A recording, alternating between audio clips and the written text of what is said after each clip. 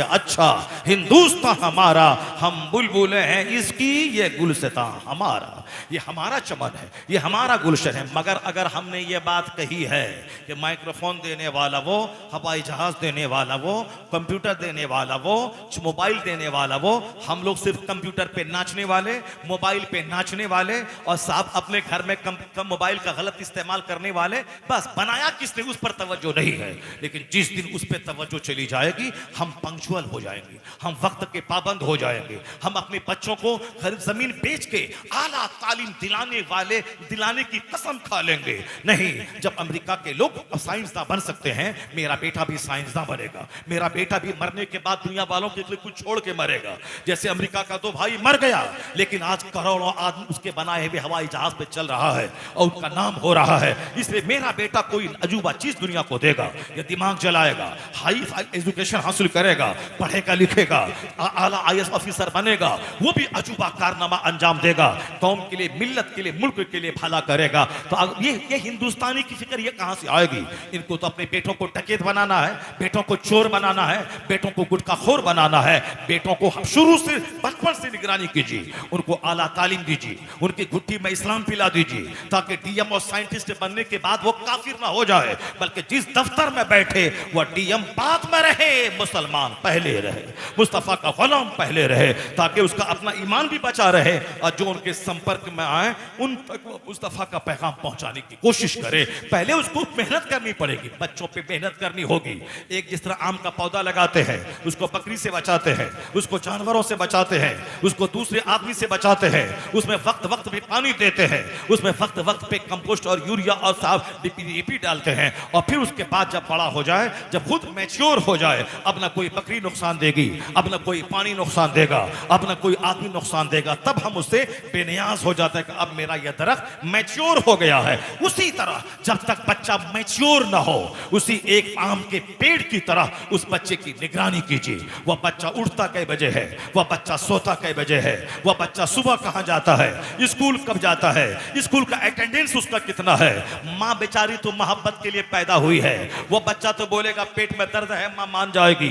माँ बेचारी प्यार के लिए पैदा हुई है, माँ मारती नहीं है। वो हजारों लाखों में कोई जबरदस्त पढ़ी लिखी माँ होती है जो प्यार के वक्त में प्यार और पढ़ाई के वक्त में अपने बच्चों को मार भी देती है। वरना ये बाप है जो बच्चों के लिए सूरज की गर्मी का काम करता है, और ये माँ है जो बेचारी चांद का काम करती है। चांद रात में भी ठंडी ठंडी किरणें देता है, मगर सिर्फ चांद की किरणें हो तभी दरख्त नहीं फलेगा। दरख्त को आगे बढ़ने के लिए उसको सूरज की धूप चाहिए, उसको जबरदस्त धूप चाहिए, तब यह तो पौधा जल जल कर तब वह मुतवाना और ताकतवर होता है। तो उसी तरह बाप का प्यार बच्चों के लिए सूरज की रोशनी का काम देता है, बाप का प्यार बच्चों के लिए सूरज की रोशनी का काम देता है। तो एक पत्ते की तरह निगरानी कीजिए, दरख्त की तरह बच्चों की निगरानी कीजिए, और जब बच्चा मैच्योर हो जाए, जब बच्चा तालीम याफ्ता हो जाए, जब बच्चा खुद भले और बुरे में फर्क महसूस करने लगे, तब उसी आम के पेड़ की तरह उस बच्चे को छोड़ दीजिए। उसके बाद भी कोई उस दरख्त को काट न दे, आप निगरानी करते हैं, उसी तरह कोई बदअकीदा आपके बच्चे के वजूद को हिला न दे, कोई गलत सोहबत बच्चे को तबाह न कर दे। इसलिए जब तक आप जिंदा हैं, चाहे बूढ़ा क्यों ना हो जाए, आपका बेटा 50 साल का अधेड़ क्यों ना हो जाए, बच्चों पे हमेशा नजर रहनी चाहिए, बच्चों को हमेशा समझाते रहना चाहिए, बच्चों को अपने से कभी अलग नहीं करना चाहिए। चाहे दूर घर रहे, मगर काहे बकाहे वक्फे वक्फे से अपने पास बुला कर दस्तरखान पे बिठा के खिलाकर उनकी एक्टिविटीज की जानकारी लेते रहना चाहिए। यही इस्लाम सिखाता है, यही इस्लाम बताता है, यही पैगाम इस्लाम है। अगर आपने एक पेड़ की तरह उसकी निगरानी की, फिर क्या होगा, वह फल इतना जबरदस्त देगा कि आप भी माला माल हो जाएंगे, और जो समाज उस पेड़ के बाजू से गुजरेगा उसको साई से भी फायदा पहुंचेगा, फल से भी फायदा पहुंचेगा। ऐसा नहीं खुद साख्ता।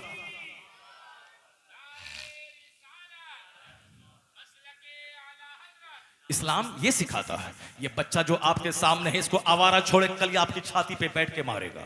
अगर आपने इसको अदब नहीं सिखाया कि कैसे जीना है, कैसे मरना है, कैसे खाना है, कैसे वॉशरूम जाना है, कैसे सोना है, कब स्कूल जाना है, कब स्कूल से वापस आना है, शाम में कितने बजे खेलने को जाना है, कितने बजे खेल से वापस आना है, अगर आपने 7 साल के बाद इसको मस्जिद नहीं ले गए, मस्जिद का रास्ता नहीं दिखलाया, ये 50 साल की उम्र में भी मस्जिद नहीं जा पाएगा। अगर जाएगा भी तो इनकम्प्लीट रहेगा। इसलिए दुनिया के सबसे बड़े रहनुमा पैगंबर आजम ने कहा, मुरु औलादकुम बिस्सलात व हुम अबनाउ अस्सबई सनीन। जब तेरे बच्चों की उम्र 7 साल हो उसे नमाज का आदेश दे।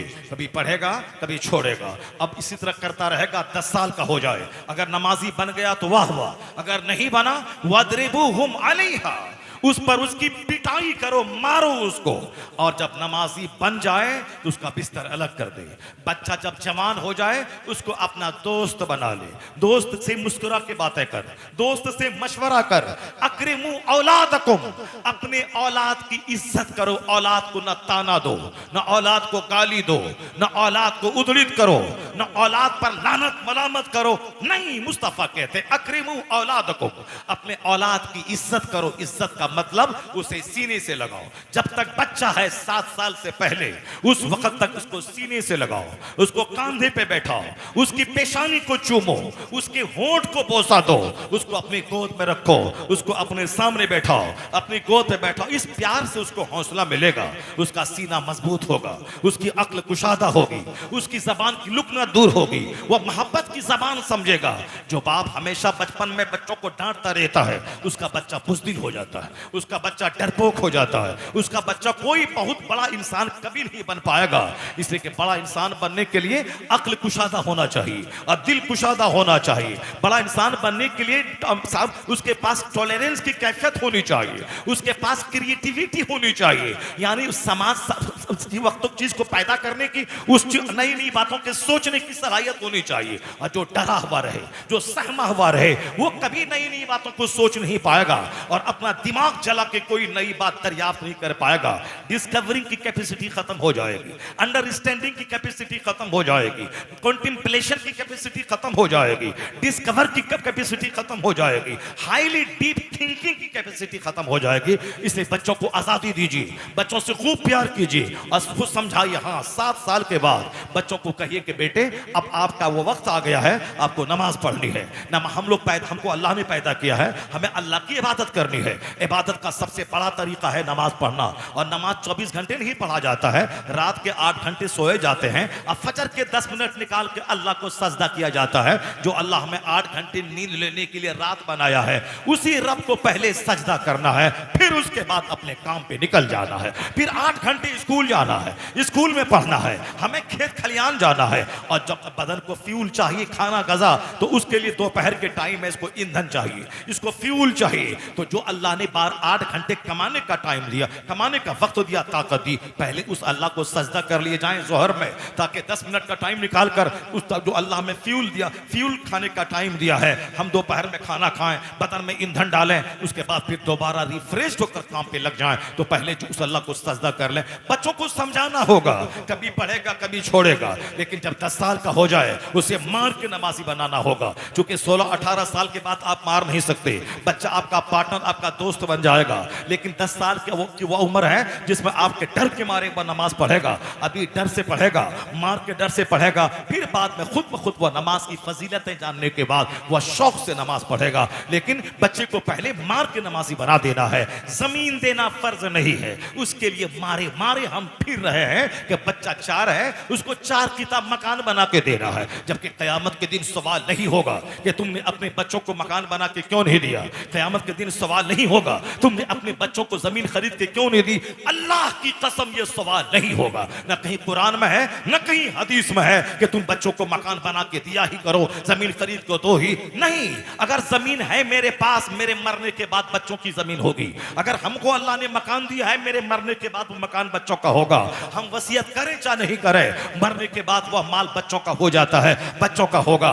मगर यह जरूरी नहीं है। अगर मैं किराए के घर में रहा, अपना घर कोई नहीं बनाया, तो हम पर कोई क़यामत के दिन पूछना होगी कि तुमने मकान बना के बच्चों को क्यों नहीं दिया। हाँ, अलबत्ता अगर हमने पैसे को शराब में लगाया, पैसे से हमने कोई खेल तमाशे में लगाया, पैसे से हमने ज़िनाकारी की, पैसे से हमने दुनिया का काम किया और बच्चों को हमने दूसरों का मोहताज और जलील रखा, तब सवाल होगा कि तुमने इस माल का गलत इस्तेमाल तुमने क्यों किया, तुमने अपने बच्चों को कंगाल क्यों छोड़ा, तुमने इस पैसे से तुमने शराब क्यों पिया, तुमने इस पैसे से गलत काम तुमने क्यों किए, तुमने अपने बच्चों का हक क्यों मारा, तुमने इस अपने पैसे अपनी जमीन को स्कूल में क्यों दिया, तुमने खेल के मैदान में क्यों दिया, अपने बच्चों के लिए क्यों नहीं छोड़ा, स्कूल में दिया बच्चों को नहीं दिया, तुमने प्लेग्राउंड के लिए दिया बच्चों को नहीं दिया। यह सवाल होगा कि तुमने बच्चों को कंगाल क्यों छोड़ा और तुमने सारा माल खैरात क्यों किया।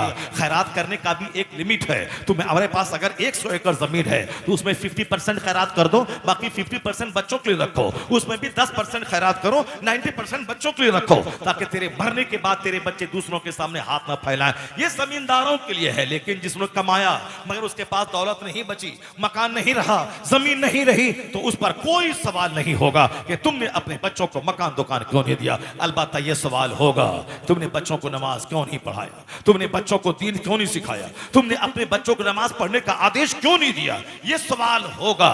जो सवाल होगा उसका कोई जवाब नहीं है मेरे पास, लेकिन जो सवाल नहीं होगा उसके लिए मारे मारे फिर के मकान बना के देना है। सऊदी अरब में ऊंट चरा के 2-4-5 साल बकरी चरा के अपने वतन से बेवतन होके अपने बीवी बच्चों को ठग करके वहां रह के साहब 1 कट्ठा जमीन खरीद करके और अपने बच्चे को छोड़ के मर जाना है, अपनी आखिरत भी तबाह करना है और बच्चों को भी लड़ने झगड़ने और मारपीट थाड़ करने के लिए 5 बच्चे हैं, छोटी सी जमीन है, लड़ने झगड़ने के लिए छोटा सा माल छोड़ के चला जाना है। अपने बच्चों को दीन सिखाएं, अपने बच्चों को बताएं मुस्तफा ने क्या कहा है। और दीन न सिखाने की वजह से आज अमेरिका के बच्चे जब शराबी पापी अय्याश बने, माँ बाप को मारने लगे। अब वहां की गवर्नमेंट कहती है कि बच्चों को फिजिक्स के पहले उसको आप साहब मॉरल एजुकेशन दीजिए, अखलाकी तालीम दीजिए, अखलाकी तालीम को सिलेबस में दाखिल कर दीजिए। माँ बाप से कैसे सलूक करना है ये बताइए। हिंदुस्तान के जब बच्चे आवारा होने लगे, अब गवर्नमेंट को ख्याल आया है नैतिक शिक्षा दीजिए, अखलाकी तालीम, मॉरल एजुकेशन बच्चों को दीजिए। मैं कहता हूं एक कौम में मुस्लिम जहां आज तबाही का तमाशा देखने के बाद लोगों को बच्चों के अखलाक का ख्याल आया है, नैतिक शिक्षा का ख्याल आया है, वहीं मेरे पैगंबर आजम ने बच्चों के बारे में 1500 साल पहले सूरज की रोशनी से ज्यादा उज्जवल पैगाम दिया है। आका ने फरमाया मा नहला वालिदुन वलदहु मिन नहलिन अफज़ला मिन अदबिन हसन। इस हदीस पाक को 1000 बार पढ़ो। अमेरिका के लोग आज कहते हैं बच्चों को नैतिक शिक्षा दीजिए, हिंदुस्तान के लोग आज कहते हैं बच्चों को बर्बादी से बचाने के लिए इसको मॉरल एजुकेशन दीजिए। चाइना जापान के बच्चे जब बर्बाद होने लगे तब वहां के दानिश्वरों को ख्याल आया कि बाप होने का फर्ज अदा करते हुए अपने बच्चों को नैतिक शिक्षा दीजिए, स्कूल का अच्छा टीचर होने के नाते बच्चों को मॉरल एजुकेशन दीजिए। देख 50 बार गौर से इसको पढ़, इस हदीस पाक को। जो रामगिरी मुस्तफा पे उंगली उठाता है बदतमीज, मेरे मुस्तफा इस आदर्श को पढ़, अमेरिका का दानिश्वर इस आदर्श को पढ़। और जो खबीस मरदूद मेरे पैगंबर को गाली देता है वह जान ले कि हमारा 1 लाख मौलवी में से कोई मौलवी न तुम्हारे सीता की लाइफ को खंगालता है, कौन भगा के ले गया, कौन श्रीलंका ले गया, हमको कभी नहीं बोलते, ना उससे कोई बहस है। हमको कोई मतलब नहीं कितने 300 रानी थी, 300 बीवियां थी किसकी, और किस बीवी से क्या कौन बच्चा पैदा हुआ, हमें उससे कोई बहस नहीं है। हमें पर्सनल लाइफ को खंगालने का टाइम नहीं है। हम सिर्फ अखलाक की बातें करते हैं, हम वो बातें करते हैं जिन बातों को इस्लाम में बुरा कहा गया है। हम शराब के खिलाफ हैं, हम जिना के खिलाफ हैं, हम सूद के खिलाफ हैं, हम मूर्ति पूजन के खिलाफ हैं कि बंदा अपने हाथ से कुछ ढांचा बनाए और जब तक चाहे पूजे, फिर अपने हाथ से उसको पानी में धकेल दे। हम इसके खिलाफ हैं। ये आदमी वो खुदा मूर्ति अगर खुदा ही कहना है वो मूर्ति खुदा हुई कि खुदा तुम हुए, तुमने उसको बनाया, तुमने उसको जब तक चाहा पूजा, और तुमने जब तक चाहा पूजा उसके बाद फिर जब चाहा पानी में धकेल दिया, तो वो खुदा हुआ कि तुम खुदा हुए, तुमने उसको पैदा किया कि वो तुझको पैदा किया है। कैसी अकल है। और हम इसके खिलाफ है। बाकी तुम्हारा धर्म का पानी कौन है, उसको कितनी शादी की, उसको कौन कहां ले गया, हम उससे डिबेट नहीं करते। लेकिन तुम्हारा पंडित जो जाहिल दी ग्रेट है वो हमारे पैगंबर की शादी को लेकर के वो आगे तरह तरह के बयानबाजी करता है। तुम्हें क्या मालूम, जब तुम मेरे पैगंबर के बचपन को नहीं जानते, मेरे पैगंबर की जवानी को नहीं जानते, मेरे पैगंबर के तालीमात को नहीं जानते, तो फिर तुमको क्या मालूम कि हुजूर दुनिया में किस काम के लिए आए थे, मेरे पैगंबर किस काम के लिए आए थे। कम से कम मेरी किताबें नहीं पढ़ना था। डॉक्टर माइकल हार्ट की किताब पढ़ लेते, डॉक्टर ला मार्टिन की किताब पढ़ लेते, कम से कम गांधी की बात को पढ़ लिए होते, कम से कम हिंदुस्तान के रामकृष्ण राव की किताब पढ़ लिए होते, कम से कम यूरोप और अमेरिका के बहुत सारे दानिश्वरों ने इस्लाम के ऊपर तनकीद भी किया है और इस्लाम की बहुत सारी अच्छाइयों को बयान भी किया है, कम से कम उसको तो पढ़ लेते। डॉक्टर विलियम म्यूर ने लाइफ ऑफ मोहम्मद लिखा है, उसको पढ़ लिए होते। डॉक्टर जॉन डेविनपोर्ट ने लिखा है, उसको पढ़ लिए होते। डॉक्टर फिलिप हिट्टी ने हिस्ट्री ऑफ अरब लिखा है, उसको पढ़ लिए होते। बेशुमार किताबें हैं जो यूरोप के ओरिएंटलिस्ट मुस्तशरिकीन ने किताबें लिखी है इस्लाम के ऊपर में, हजारों किताबें हैं। उन किताबों को रामगिरी पढ़ लिया होता तो कभी हुजूर की शादी पे उंगली नहीं उठाता, कभी वह सरकार दो जहां की हयात तैयबा पे अंगुष्ठ नमाई नहीं करता। बदतमीज, मेरे पैगंबर का बचपन लाजवाब, मेरे पैगंबर की पैदाइश लाजवाब, मेरे पैगंबर की बचपन की हर हर अदाएं बेदाग थी। उस जमाने में जबकि सारे अरब में लोग शराब और ज़िना के आदी थे, मगर हुजूर उसी समाज में 25 साल के जवान हो गए, मगर जर्रा बराबर मक्का के लोगों ने आप में कोई ऐब नहीं देखा। ना हुजूर की आंख बहकी, ना आका अलैहिस्सलाम के हाथ बहके, ना कभी सरकार के पांव कभी किधर गलत महफिल की तरफ गए। ये वह लोग लिखते हैं जो लोग कलमा नहीं पढ़े, उन लोगों ने भी सरकार के बचपन की प्योरिटी, सरकार के बचपन की ब्राइटनेस, हुजूर की जीवन के उज्जवलपन को उन्होंने बयान किया है।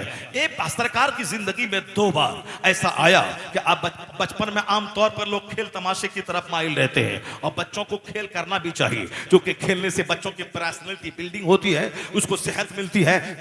खेलने से बच्चों की हड्डी मजबूत होती है, बच्चों को जमीन पे दौड़ना, जमीन पे गिरना, गिरते पड़ते रहना, ये उसकी बॉडी के लिए बेहतर है। इसे बच्चों को खेल से मना न किया जाए। लेकिन जो एक्स्ट्रा ऑर्डिनरी पर्सनैलिटी का मालिक है, यानी जो अल्लाह रब्बुल इज्जत की तरफ से सारी दुनिया को सब हिदायत देने के लिए आए हैं, उसको खेल तमाशे से कोई मतलब न था। सरकार आम बच्चों के साथ कभी न खेले, ना उनके साथ कभी आपने कोई बचपन का कोई खेल खेला। अलबत्ता 2 बार आका फरमाते हैं कि 2 बार मुझको ख्याल आया, क्योंकि हमारे साथ के जो बच्चे थे वो बच्चे कहते थे कि शहर में कहानी कहने वाले लोग आते हैं साल में कभी, चलो मोहम्मद वहां उसकी कहानी जाके सुनते हैं। आका खुद फरमाते हैं कि अलबत्ता 2 बार मुझको ऐसा लगा कि जब हमारे दोस्तों ने जिद किया, यानी बचपन के दोस्त खेलते थे, मगर सरकार उनके साथ में कभी मस्तियां नहीं करते थे। आका अलैहिस्सलाम जब थोड़ी सी आपकी उम्र हुई, जनाब कबीले बनु साद में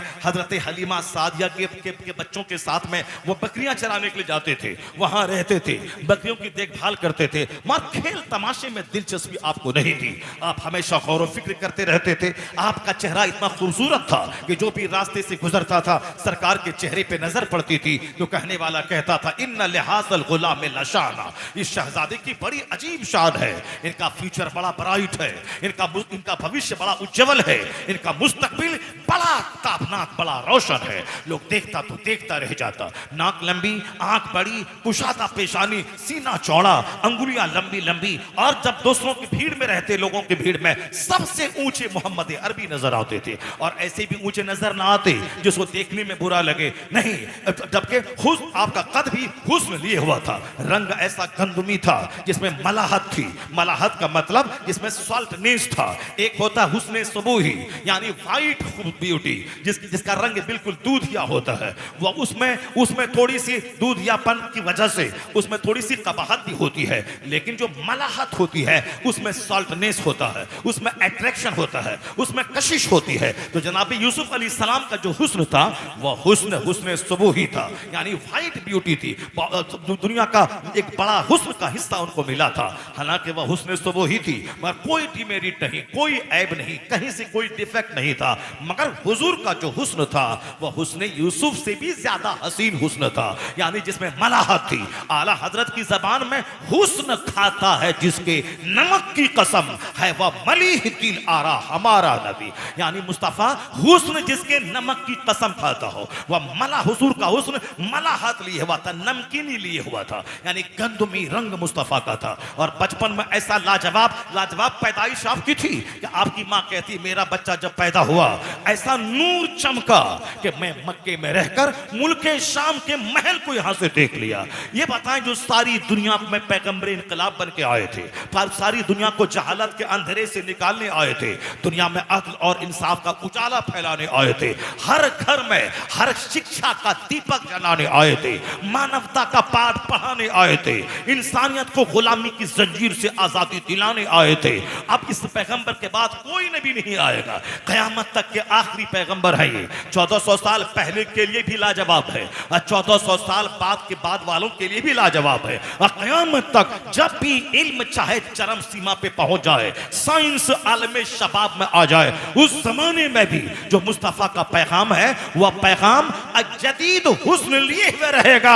जो 2000 साल पहले उसका महत्व था वही महत्व 4000 साल के बाद भी रहेगा, क्योंकि हुजूर आखिरी पैगंबर बन के आए हैं। जैसे आज सारे लोग शिक्षा करते हैं, हुजूर ने 1400 साल पहले जो बात कह दी वही बातें आज सारे लोग अपनी जबान पे रट रहे हैं। अमीर पढ़ेंगे, गरीब पढ़ेंगे, औरत पढ़ेगी, मर्द पढ़ेंगे, देहाती पढ़ेंगे, शहरी पढ़ेंगे, अमरीकी पढ़ेगा, हिंदुस्तानी पढ़ेगा। ये जो नारा है कि सारे लोग पढ़ेंगे, ये नारा आज दे रहा लग जैसे हिंदुस्तान आज जवान हुआ हो, अमेरिका आज जवान हुआ हो, चाइना आज जवान हुआ हो। मगर तुम्हें मालूम है आज पढ़ेंगे, औरतें पढ़ेंगी, नारी पढ़ेंगी, हाँ नारी पढ़ेंगी, नारी पढ़ेंगी या नारी पढ़ेंगी, पढ़ेंगी मगर नारी आजाद ना रहेंगी, नारी ज़िना का पैगाम ना फैलाएंगी, नारी मर्दों की सरहद पे बैठ के हुकूमत ना करेंगी, और नारी छूटी हुई गाय की तरह छूटी ना फिरेंगी कि समाज का हर घर ज़िनाकारी में लथपथ हो जाए। नारी कंट्रोल में रहेंगी, नारी को सुरक्षा चाहिए,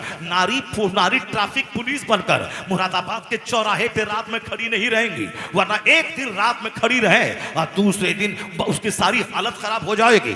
औरतों को ट्रेन में अलग डब्बा है, क्यों? उसको सुरक्षा चाहिए। औरतों को बचपन में बाप का प्रोटेक्शन चाहिए, भाई का प्रोटेक्शन चाहिए, और जब शादी हो जाए तो शौहर का प्रोटेक्शन चाहिए, क्योंकि ये आबरू इज्जत है और किसी भी वक्त खतरे में पड़ सकती है। अगर ये प्रधानमंत्री भी रहे फिर भी उसको प्रोटेक्शन चाहिए, वरना प्रधानमंत्री अकेली निकल जाए सड़कों पे तो 50 छोकरे सारी हालत खराब कर देंगे उसके। औरत है ही इस काम के लिए पैदा हुई है कि औरतों को सुरक्षा चाहिए। जो खुद सुरक्षा के लिए मोहताज है वह दूसरों को क्या सुरक्षा देगी, दूसरों को क्या प्रोटेक्शन देगी? इसलिए औरत और मर्द दोनों बराबर हैं ऐसा कभी नहीं होगा। औरत अलग काम के लिए पैदा हुई है, मर्द अलग काम के लिए पैदा हुआ है। अगर दोनों बराबर हैं तो बराबरी का काम होना चाहिए। एक साल मर्द कमाएगा, औरतें बैठेंगी, दूसरे साल औरत कमाएगी, मर्द बैठेगा। एक साल मर्द बच्चा पैदा करेगा, औरत काम करेगी, और दूसरे साल औरत बच्चा पैदा करेगी, मर्द काम करेगा। बराबर तो वही हुआ ना कि एक साल हम बच्चा पैदा करें, एक साल तुम पैदा करो, एक साल तुम पैदा करो, एक साल हम पैदा करें। और जब ये बराबरी नहीं है तो फिर ये बराबरी क्या चीज है, सिमिलरिटी क्या चीज है? मर्द के चेहरे पे दाढ़ी है, औरत के चेहरे पे दाढ़ी नहीं है। क्यों? इसलिए कि औरतों का चेहरा कोमल है, वह मर्द के लिए पुरकशिश बनी रहेगी। तब एक काली कलौटी औरत अपने शौहर के लिए रानी बन के रहती है। अल्लाह ने उसके चेहरे पे दाढ़ी के बाल नहीं दिए हैं क्योंकि वह घर की जीनत बनी रहे, शौहर के दिलों को राहत पहुंचाती रहे, और अपने बाल बच्चों को पैदा करके एक बहादुर की मां कहला के घर में रहे। आबरू का सौदा ना करे, आबरू बचा के बहादुरों की मां कहलाए। ऐसा नहीं कि छूटी फिरती रहे, कभी इसमें मुंह डाले, कभी उसमें मुंह डाले, कभी जैसे छूटी हुई बकरियां, कभी गेहूं में मुंह डाले, कभी आम में मुंह डाले, कभी लीची में मुंह डाले, कभी साफ बासमती चावल में मुंह डाले, और सब में मुंह डालती रहे और समाज में गलत पैगाम पहुंचाती रहे। नहीं, कीमती औरत है वो जो पर्दे में रहे, जो आबरू रहे, आबरू मंदाना जिंदगी गुजारे, अपने घर को जन्नत बनाए, अपनी औलाद को अच्छी तालीम देने के लिए अच्छी तालीम हासिल करे, आला तालीम हासिल करे। औरत नर्स बने, औरत डॉक्टर बने, औरत इंजीनियर बने, औरत प्रोफेसर बने, मगर आबरू लूटा के नहीं, गैर मर्दों के हाथ मिला के नहीं, अपने चेहरे को उनके चेहरे से सटा के नहीं, उनकी गोद में झूल के नहीं, अपनी आबरू बचा के। जहां तक सवाल था बराबरी का, कलकत्ता के मेडिकल कॉलेज का प्रिंसिपल एक लेडी डॉक्टर के साथ जो रेप किया उसको ज़बह कर दिया। ये बताइए कि कोई जाहिल था, कोई हल जोतने वाला था, पर उसके साथ बलात्कार और कत्ल करने वाला, वो भी हाई क्वालिटी का प्रिंसिपल, यानी एक बड़े मेडिकल कॉलेज का प्रिंसिपल है। और जो जिसके साथ जो विक्टिम थी वह विक्टिम भी आम औरत नहीं थी, वह विक्टिम लेडी डॉक्टर थी, MBBS मुकम्मल हो चुका था, अब वह MD करने वाली थी। पता ये चला कि चाहे 1000 1000 कोई प्रिंसिपल बन जाए, चाहे 1000 कोई लेडी डॉक्टर रहे, मगर पर्दा जरूरी है, पर्दा जरूरी है। मर्द और औरत का जो अट्रैक्शन है तन्हाई न हो, पर्दा जरूरी है। जब पर्दा जरूरी है, अगर पर्दा होता और रात की ड्यूटी पे औरत वो न जाती और दिन में अपनी सहेलियों के बीच में ड्यूटी की रहती और रात में अकेली जाके सेमिनार हॉल में नहीं सोती, तो वहां कोई गुंडा दरिंदा व कथा व कुत्ता उसके साथ रेप नहीं करता। इसीलिए तो इस्लाम कहता है औरतों को सुरक्षा दी जाए, औरतों को प्रोटेक्शन दिया जाए, औरतों पर जो ऊंटी चादर डाली जाए ये उसको जलील करने के लिए नहीं है, औरतों की आबरू की हिफाजत के लिए है, ताकि मोटी चादर रहेगी इनका हुस्न छुपा रहेगा, इनकी बदसूरती भी छुपी रहेगी। अगर औरत बदसूरत रहेगी तो भी ऊपर में चादर है, कोई देख नहीं पाएगा उसका ऐब, और अगर वह खूबसूरत है उसके ऊपर में मोटी चादर है, कोई देख नहीं पाएगा उसका हुस्न, और कोई हुस्न का दिलदाला लुटेरा और तन्हाई में उसे पा करके उसकी जिंदगी के लाले ना पड़ जाए ताकि उसका हुस्न छुपा रहे। तो इस्लाम ने जो कानून पर्दा दिया है, मर्दों की जिम्मेदारी अलग, औरतों की जिम्मेदारी अलग, इसके राइट्स अलग, उनकी ड्यूटीज अलग, इसीलिए दिया है ताकि औरतें सुरक्षित रहे, औरतें महफूज रहे, मर्द की आबरू भी बची रहे। ये मर्द भेड़िया बनकर सामने पड़े हुए गोश्त की तरफ लपक न जाए, बल्कि एक दीवार रहे, अदब की दीवार, हया की दीवार, शर्म की दीवार, शाइनेस की दीवार, एजुकेशन की तरबियत की दीवार। सिर्फ ABCD पढ़ने वाला वो आला काम नहीं कर पाएगा, सिर्फ A+ भी पढ़ने वाला वो बड़ा काम नहीं कर पाएगा। ABCD पढ़ना कमाल नहीं है, बल्कि हया सीखना कमाल है, अदब सीखना कमाल है, डिसिप्लिन सीखना कमाल है, ये डिसिप्लिन सीखना कमाल है। इसलिए आज ज़िनाकारी को रोकने के लिए सारी मिशनरी फेल हो गई है। अमेरिका भी फेल है, इंडिया भी फेल है, चाइना जापान भी फेल है, गवर्नमेंट फेल है, पुलिस फेल है, कचहरी फेल है, कोर्ट फेल है, एडवोकेट फेल है, जज फेल है। जब सब फेलियर हो गए तो एक कानून है मुस्तफा का, वह कानून पर्दा। उस पर्दा का कानून नाफिज कर दे। दावे के साथ कहता हूं 80% रेप घटेगा, औरतों को सुरक्षा मिल जाएगी, औरतों को सुरक्षा मिल जाएगी। यह है कानून पर्दा, यह है पैगंबर आजम अलैहिस्सलाम की तालीमात का महसल। अब जरा गौर से सुनिए, पढ़िए पढ़िए पढ़िए, ये कमाल नहीं है, बल्कि कौन सी तालीम हासिल कीजिए, कौन सा एजुकेशन हासिल कीजिए। हुजूर ने इस हदीस में 1 करोड़ की बात कह दी है, इसको 50 बार पढ़िए, अपने घर की दीवारों में लिख के रखिए और अपने दोस्तों को बताइए कि आज जब तबाही का तमाशा देखा कि बच्चे ड्रग्स इस्तेमाल कर रहे हैं, स्कूल हाई स्कूल में बच्चे गन के जरिए अपने क्लासमेट, अपने क्लास के साथी को मार रहे हैं, यहां तक कि वही आंधी चली अमेरिका और यूरोप से, बेअदबी की आंधी। उसी आंधी की जद में अभी इंडिया का एक हाफिज कुरान आ गया, जिसको एक तालिब इल्म ने उसकी गर्दन पे कुल्हाड़ा चला के उसको जख्मी कर दिया।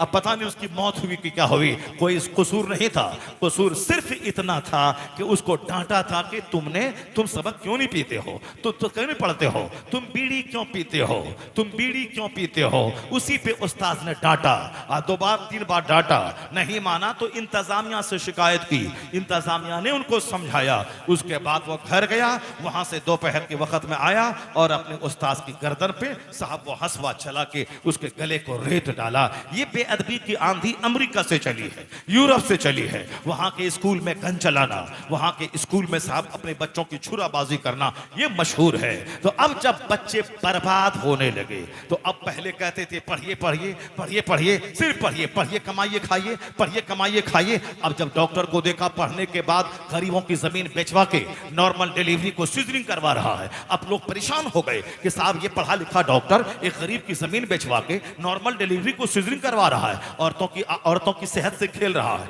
बच्चों की जिंदगी से खिलवाड़ कर रहा है। चूंकि डॉक्टर की सीने में ख्वाहिश है कमाने की, चूंकि बाप ने पढ़ाया है मेरा बेटा पढ़ेगा लिखेगा डॉक्टर बनेगा। अब वह डॉक्टर को चाहिए 1 करोड़ का बंगला, वह बंगला कहां से बनाएगा, लोन लेके बनाया है, हर महीने लोन भी चुकाना है, कार का लोन भी चुकाना है, अब बच्चों को अमेरिका पढ़ाने के लिए उसका लोन भी लेना है, यानी सब कुछ लोन पे, कार लोन पे, बंगला लोन पे, और जो महीने में कमाता है वह सब लोन में चला गया। अब यह हाथ सुखा के बैठा है, कहां से किससे कर्जा ले, यानी डॉक्टर भी है, सर्जन भी है और कर्ज में डूबे हुए हैं। कोई है जो जो अपनी डिस्पेंसरी में 50 करोड़ रुपए दबाए हुए हैं, उसी गरीबों की दौलत को जमीन बेचवा के, उसको झूठ बोल के, शरीरों का लिबास पहनकर गरीबों को ठग करके, नॉर्मल डिलीवरी जो 5 रुपए की दवाई से हो सकती थी, उसको 50,000 रुपए ऐंठ लिया कि नहीं, ये तुम्हारी बीवी मर जाएगी और तुम्हारा बच्चा भी मर जाएगा। लोग कहते हैं डॉक्टर की सूरत में दलाल है, ये दलाल इंसान नहीं कसाई है, ये काटता है, जबह करता है गरीबों को। साहब इंजीनियर बन गए, रिश्वत लेकर पुल नहीं भी बना, कह दिया कहां पुल बन गया, सड़क नहीं बनी, लिख दिया हां सड़क बन गई, साहब माल दिया है कमजोर, लिख दिया हां साहब एसीसी और अल्ट्राटेक का सीमेंट इस्तेमाल हुआ है, यानी सीमेंट बिल्कुल चौपट क्वालिटी का इस्तेमाल हुआ है, मगर कॉन्ट्रैक्ट ठेकेदार से पैसा लिया, लिख दिया, अब एनओसी मिल गया, नो ऑब्जेक्शन सर्टिफिकेट उसको मिल गया। यानी ये साहब इंजीनियर की सूरत में दलाल, डॉक्टर की सूरत में दलाल। अच्छे लोगों की बात मैं नहीं करता, जो लोग दलाल हैं, जो लोग शरारत करते हैं, जो लोग 2-4 दलालों को रास्ते में ब्रोकर को छोड़े हुए हैं और क्लाइंट को पकड़ पकड़ के लाता है, एक दवाई लिखनी थी तो 10 दवाई लिख देना है, कोई दवाई तो काम आएगी। आज लोग कहने लगे डॉक्टर की सूरत में कसाई है ये साहब, ये इंजीनियर की सूरत में ये समाज विरोधी तत्व है, ये समाज का एक गंदा एलिमेंट है। पढ़िए लिखिए कमाइए खाइए, तब तो कमाने वाला डॉक्टर पैदा हो गया। अब बाप कब बोला था मेरा बेटा पढ़ेगा लिखेगा समाज की सेवा करेगा, मेरा बेटा पढ़ेगा लिखेगा समाज में योगदान देगा, मेरा बेटा पढ़ेगा लिखेगा मानवता की सेवा करेगा, मेरा बेटा पढ़ेगा लिखेगा डिसिप्लिन बनेगा, सिविलाइज्ड बनेगा, गरीब रहेगा मगर समाज की सेवा करेगा, उत्तम व्यवहार से समाज वालों से सलूक करेगा, दूसरों का दर्द बांटेगा, गरीबों की सेवा करेगा। ये बाप कब बोला था? बाप बोला था डॉक्टर बनेगा कमाएगा खाएगा, अब वो कमा खा रहा है, अब वो चाहे कसाई बन के कमाए कि डकैत बन के कमाए, चोर बन के कमाए। जितने भी हिंदुस्तान को लूटा है, जितने बड़े बड़े घोटाले हैं, वो सारे घोटालेबाज, कोई ऑक्सफोर्ड से पढ़ के आया, कोई कैम्ब्रिज से पढ़ के आया, कोई पटना यूनिवर्सिटी से पढ़ के आया, कोई जेएनयू से पढ़ के आया, ये सारी बड़ी बड़ी यूनिवर्सिटीज के पढ़े हुए लोग उन्होंने घोटाला किया। ताबूत घोटाला, यूरिया घोटाला, चीनी घोटाला, रेफेल घोटाला, न जाने कितने कितने घोटाले। कोई उत्तर प्रदेश का हल जोतने वाला ये घोटाला किया, कोई साहब पीपलसाना का कोई देहाती ये घोटाला किया। नहीं, ये सब पढ़े लिखे लोग हैं, ऑक्सफोर्ड से, कैम्ब्रिज से, जेएनयू से, एएमयू से, पीएमसीएच से, ये सारे लोग पढ़ लिख करके आए हैं। पढ़िए लिखिए घोटालाबाज बनिए, पढ़िए लिखिए चोर बनिए, पढ़िए लिखिए डकैत बनिए, पढ़िए लिखिए साहब कसाई बनिए, पढ़िए लिखिए और मोरबी के पुल को गिरा के हजारों को समंदर नदी में डुबाइए, यही पढ़िए लिखिए। इस इल्म की वकालत इस्लाम ने नहीं किया है, इस्लाम ने इस इल्म की वकालत नहीं की है।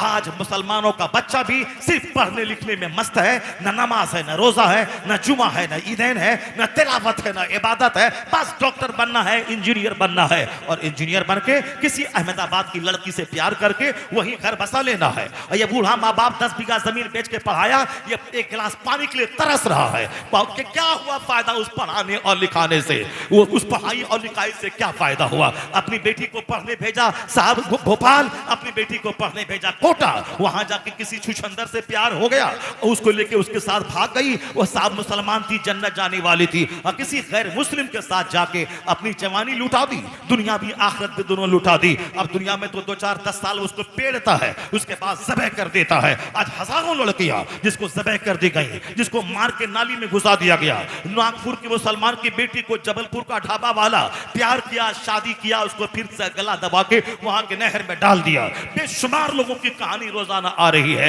ये उसके और पढ़ाइए लिखाइए, डॉक्टर बनाइए, इंजीनियर बनाइए, और अपनी बेटी को काफिरा बनने के लिए उसको उजाड़ छोड़ दीजिए। वह जहां चाहे जाए और जिससे चाहे प्यार करे, और दुनिया आखिरत दोनों तबाह हो जाए, नाक कटे आबरू लुटे। इसलिए मैंने कहा था ना, एक बाप की तरह जमीन मकान की परवाह नहीं, अपने बच्चे को एक दरख्त की तरह उसकी निगरानी कीजिए, उसको सींचिए, उस पर कड़ी नजर रखिए। तो इस्लाम ने कहा है पढ़िए। इस्लाम से ज्यादा कौन मजहब है जो पढ़ने की वकालत किया हो? कुरान करीम में 6666 कमोबेश आयतें हैं, उसमें 800 के करीब वो जगह है जहां रीडिंग और राइटिंग का चर्चा आया है। कुरान में 800 जगहों पे 6666 आयतों में लाखों करोड़ों दुनिया भर की सारी बातें मौजूद है, मगर उन तमाम बातों में सबसे ज्यादा कुरान ने जिस पर जोर दिया है वह रीडिंग और राइटिंग पे जोर दिया है, अंडरस्टैंडिंग, कंटेम्पलेशन, हाई थिंकिंग पे जोर दिया है। कोई चैप्टर ऐसा कुरान का नहीं है जिस चैप्टर में सोच की बातें, गौर फिक्र की बातें, समझने की बातें न हो। हर चैप्टर में है। इन आयतों में अक्लमंदों की निशानियां हैं, इन आयतों में अहले अक्ल की निशानियां हैं। वमा यज़क्करु इल्ला उलुल अलबाब। अल्लाह कहते हैं नसीहत नहीं कबूल करता है मगर अक्ल वाला। इन्न फी ज़ालिका लआयातिन लिक़ौमिन याक़िलून। Undoubtedly in these verses are tokens for those who keep sense. Sense की बात है, वाइड विजडम की बात है, कुरान के हर चैप्टर में मौजूद है। और हदीस में यहां तक मफहूम आया है, इल्म हासिल करो मां की गोद से लेके कब्र की गोद तक। उतलुबुल इल्म वलौ काना मिनल महद, उतलुबुल इल्म मिनल महद इला लहद, obtain knowledge from the cradle to the grave. मां की गोद से लेके कब्र की गोद तक पढ़ो। उतलुबुल इल्म वलौ काना बिसीन, इल्म हासिल करो चाहे चाइना क्यों नहीं जाना पड़े, इल्म हासिल करो। फाइनल इल्म नूरुन, फाइनल इल्म कुव्वतुन, अलैकुम बिल इल्म, इन्नल इल्म खलीलुल मोमिन, अल इल्म सलाहुल मोमिन, अल इल्म सलाहुल मोमिन। यानी इल्म मोमिन का हथियार है, इल्म मोमिन का दोस्त है, इल्म मोमिन की ताकत है, इल्म मोमिन की जीनत है।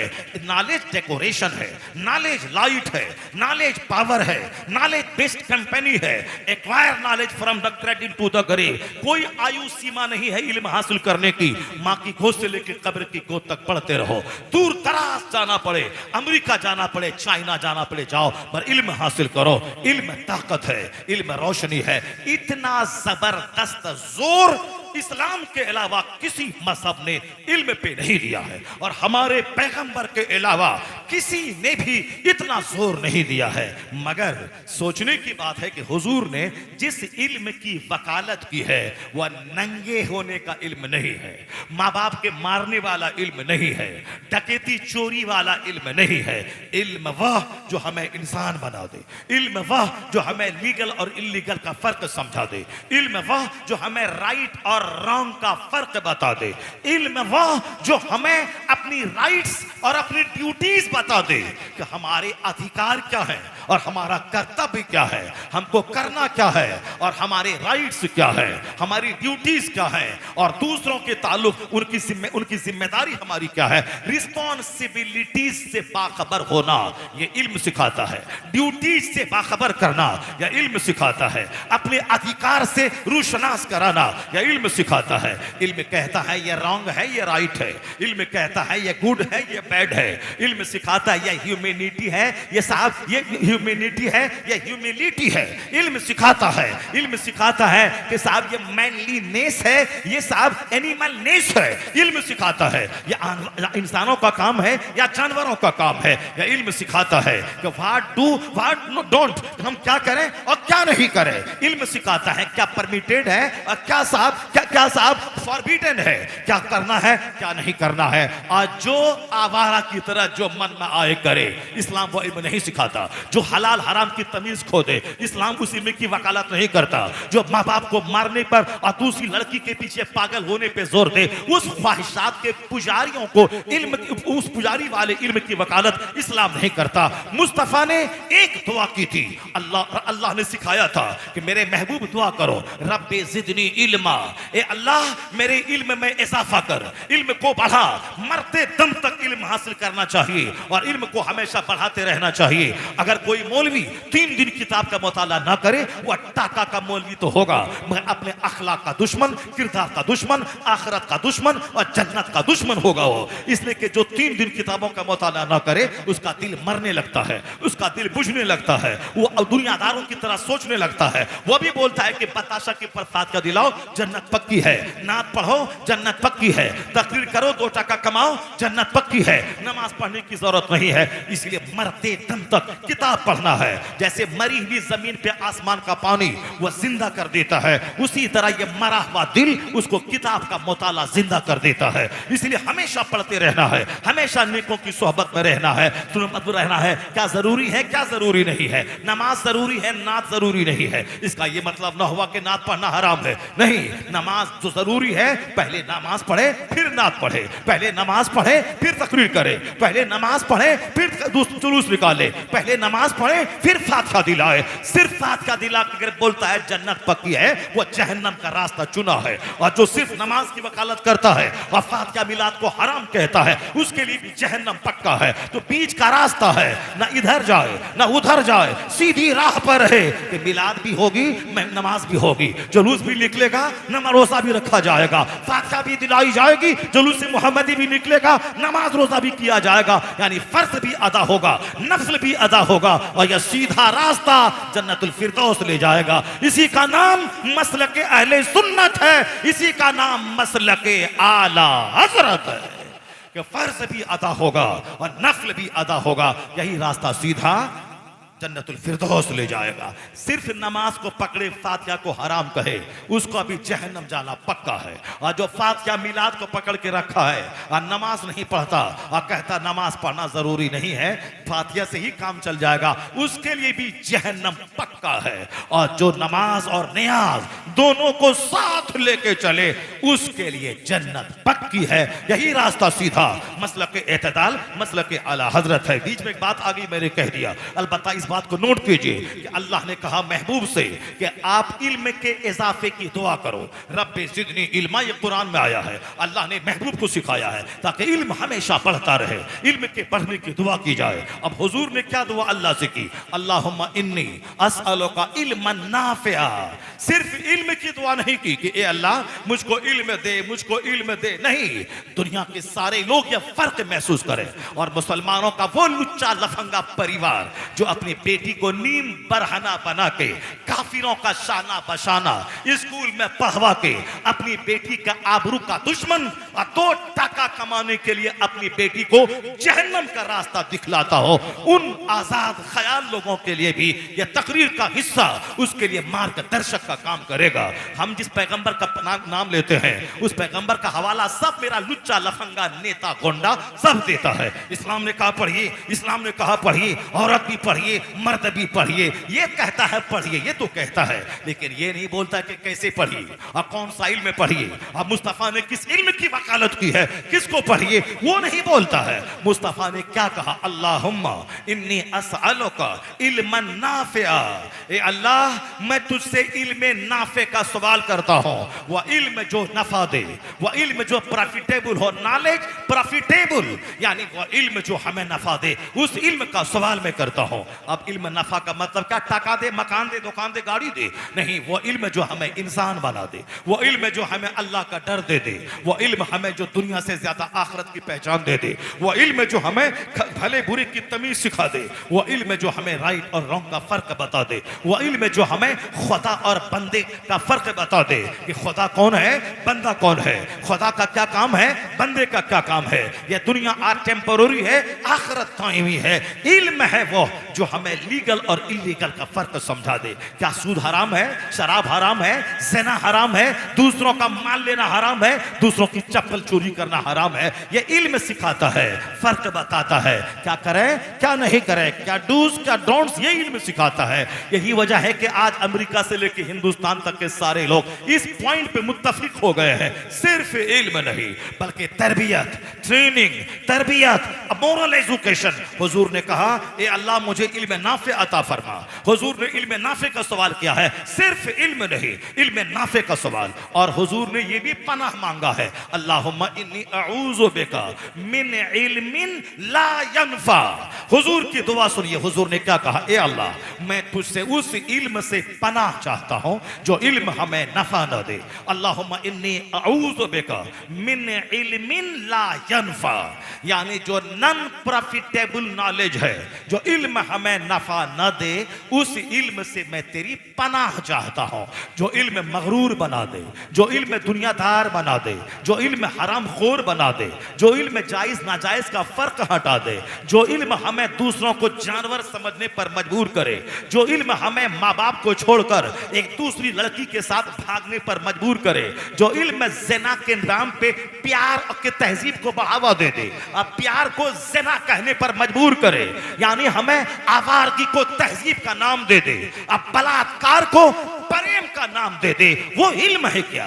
जो कॉलेज में हो रहा है, जो यूनिवर्सिटी में हो रहा है, जो शेल्टर रूम में हो रहा है, जो साहब गर्ल्स हॉस्टल में हो रहा है, क्या ड्रामा हो रहा है। आदमी सोचता है कि मेरा दुनिया में इल्म बढ़ रहा है। हुजूर ने जिस इल्म का सवाल किया वह इल्म नाफे है, और हुजूर ने जिस इल्म से अल्लाह की पनाह मांगी वह इल्म ला यनफा, यानी इल्म गैर नाफे है। There are two kinds of knowledge, इल्म की दो किस्में हैं, और दो किस्में हैं, एक किस्म वह है जो प्रॉफिटेबल, एक किस्म वह है जो नॉन प्रॉफिटेबल हो। एक आदमी को चोरी करना है, रात में सींध मारी करनी है, उसके लिए भी ट्रेनिंग चाहिए, उसके लिए भी तजर्बा चाहिए। आदमी कब वो घर में घुसे, कितने टाइम में घुसे, कहां से घुसे, कैसे सींध मारी करे, कैसे रस्सी से छत पे चढ़े, कैसे से वो जाए, घर वाला जागे तो क्या करे, अगर बाहर में शोर हो तो हम कैसे भागें, अगर चारों तरफ से घिर जाएं तो हम कैसे अपने आप को शूट कर लें। ये सारा इल्म पढ़ाया जाता है, वो भी इल्म है, वो भी पढ़ाई है। तो आप क्या कहेंगे? पढ़िए लिखिए, चाहे चोरी का इल्म हो, चाहे डकैती का इल्म हो, चाहे रेलवे का लोहा बेचने का इल्म हो, चाहे बैंक लूटने का इल्म हो,